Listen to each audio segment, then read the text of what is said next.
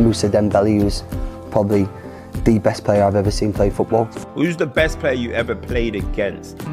Obviously, played against Messi, played against Ronaldo, but for me, I hate to say it, because he did play for Tottenham, Mousa Dembélé.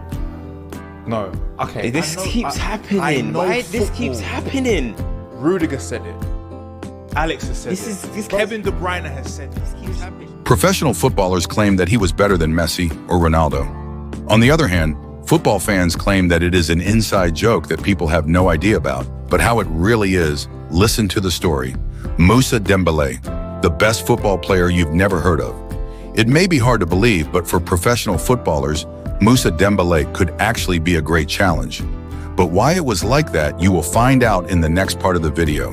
Mousa Dembélé was born on July 16, 1987 in Antwerp, Belgium. At first, his hobby was playing table tennis, but over time he fell in love with football. As a 10-year-old, he made an incredible impression. No one was able to take the ball from him, even though he was not fast or strong. It seemed as if he was anticipating the opponent's movements. He was noticed then by the activists of the German Bierschild Club, who saw a natural talent in him. However, they did not expect that someone with such a style of play would be mentioned among the best footballers in the world.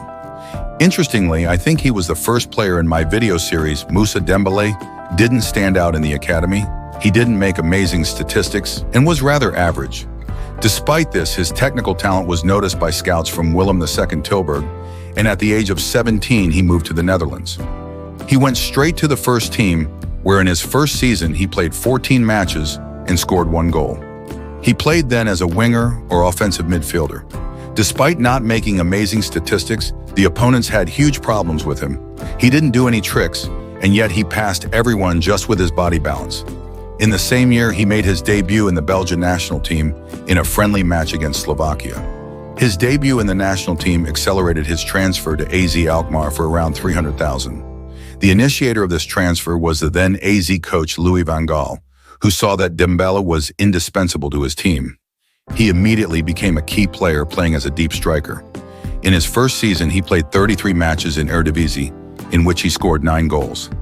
It is worth adding that during this time, his figure has changed a lot. Mousa has put on weight and grown significantly. Fans have compared him to Zlatan Ibrahimovic.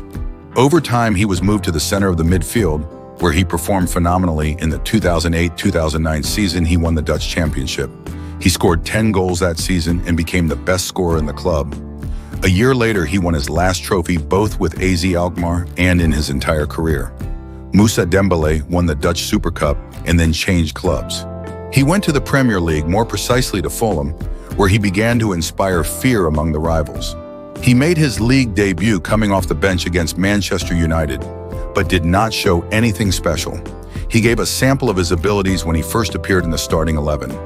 Mousa scored a goal and made 2 assists. This season, the Belgian once again played as a deep striker. However, it was not a completely successful time. He played in 24 matches, scoring only 3 goals.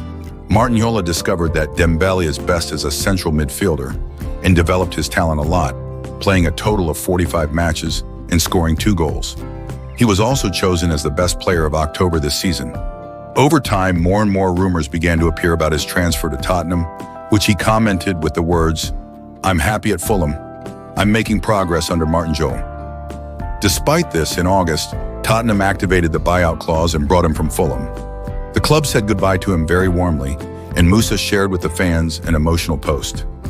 The ovation was quite something. I always had a good feeling about the club. On September 1st, he scored his first goal in a match against Norwich City.